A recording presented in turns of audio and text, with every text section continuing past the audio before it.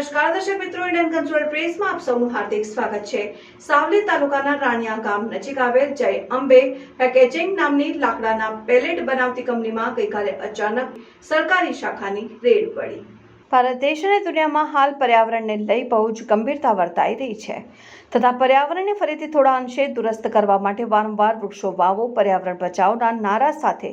અનેકો વિસ્તારોમાં વૃક્ષો રોપવાનો દેખાડો અનેક લોકો તરફથી કરવામાં આવતો હોય છે। તેવામાં છેલ્લા ઘણા સમયથી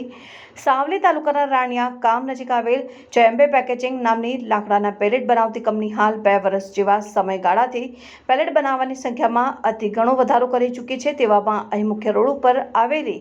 આ કંપનીમાં જે પેલેટ બને છે તે ક્યાં ને ક્યાંથી વૃક્ષો કાપીને બનાવવામાં આવી રહ્યા છે, તે વૃક્ષો કાપવા માટે મંજૂરી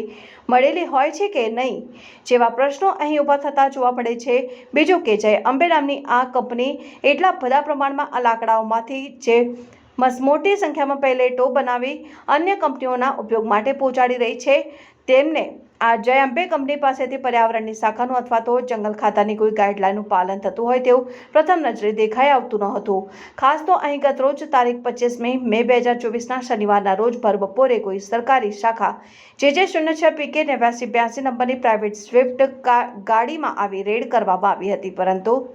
મીડિયા કર્મીઓને સામી નજરે જોતા પોતાના ચહેરા નજરે ન ચડી જાય અથવા તો કેમેરામાં કેદ ન થઈ જાય